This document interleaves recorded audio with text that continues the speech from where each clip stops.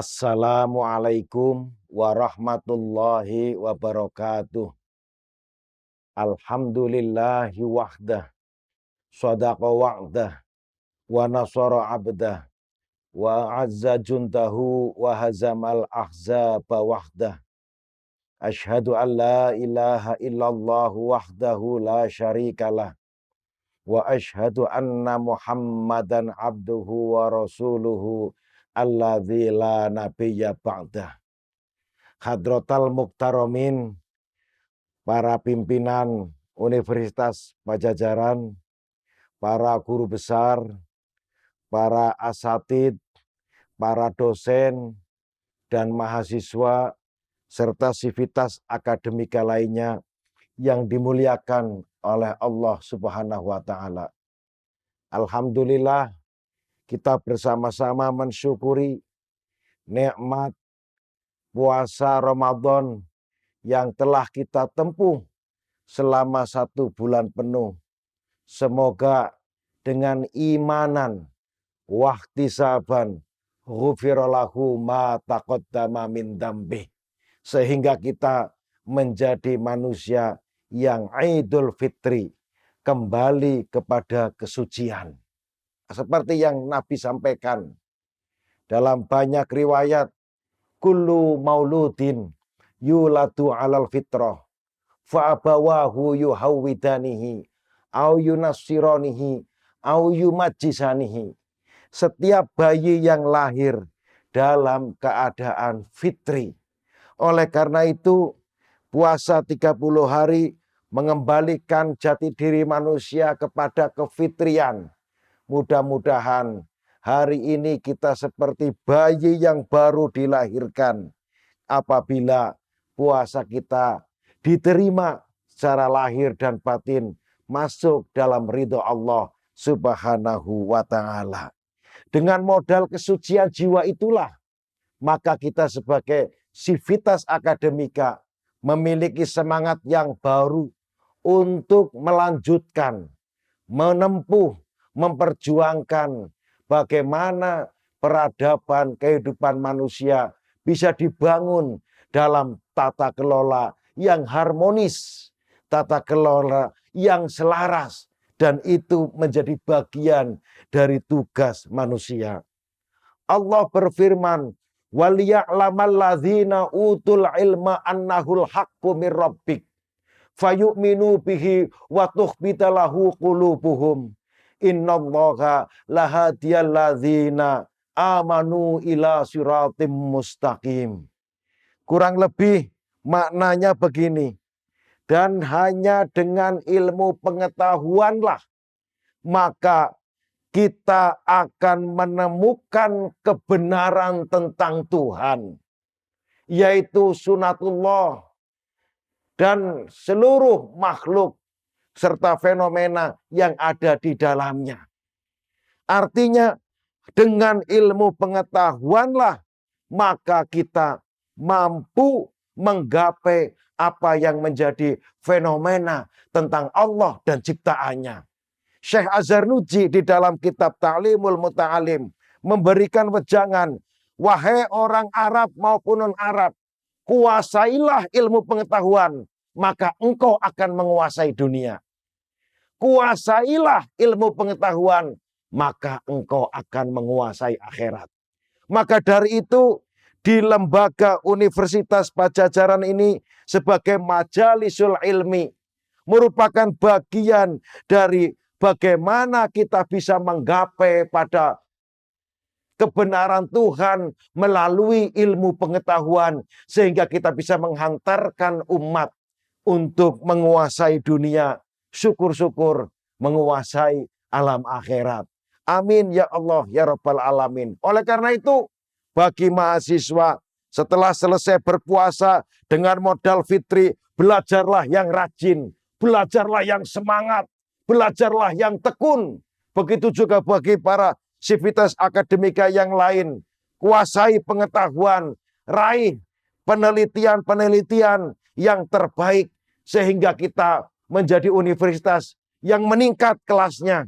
Karena temuan-temuan kita mampu menggapai fenomena tentang kebenaran menuju ke Allah Subhanahu wa taala.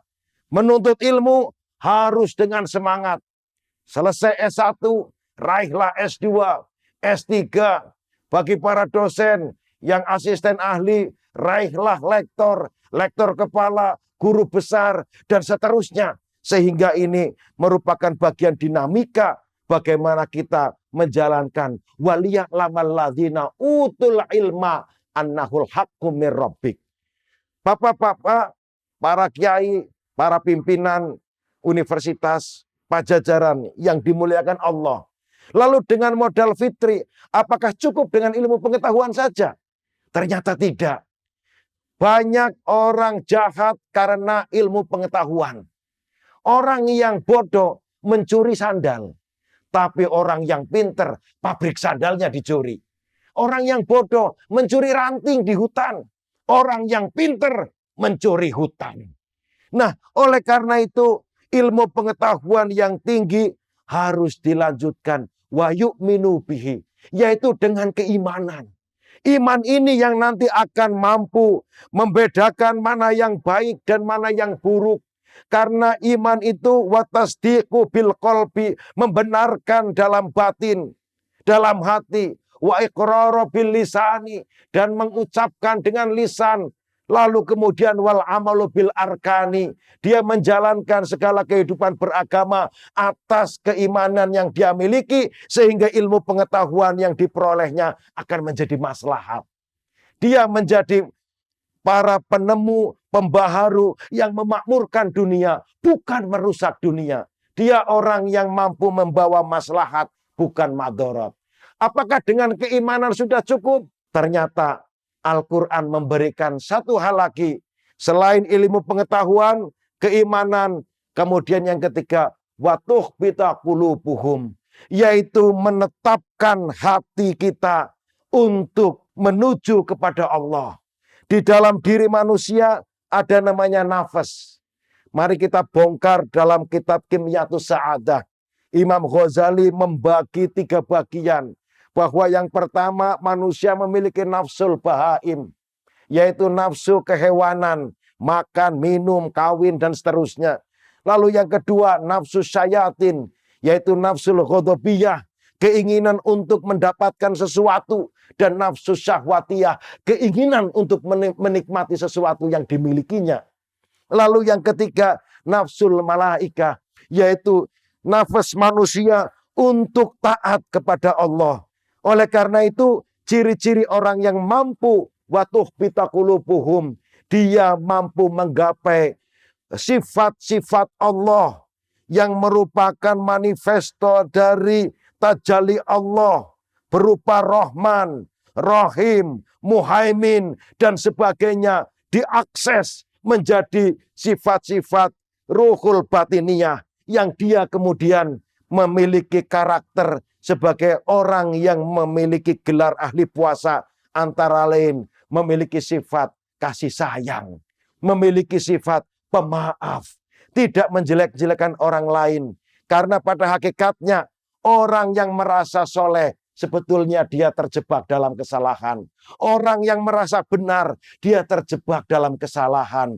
Orang yang merasa rendah diri, dia terjebak di dalam keriaan. Oleh karena itu, menata hati, tazkiyatun nafas, itu penting. 3 hal ini yang kemudian innallaha lahadiyal ladzina amanu ila siratim mustaqim, akan membawa manusia menuju ke jalan yang lurus, jalan yang diridhoi oleh Allah. Peradaban yang ila siratim mustaqim diterangkan dalam Al-Quran surat Al-An'am, lahum darussalam inda rabbihim, yaitu terciptanya suatu negara yang aman, yang tentram, yang penuh dengan peradaban, syuhudan hadorian, syuhudan thakofian, syuhudan madanian. Kehidupan yang cerdas, yang sehat, yang makmur, yang sejahtera, yang selaras, dan harmonis. Sehingga peradaban manusia bisa tertata, tertuntun menuju kepada Allah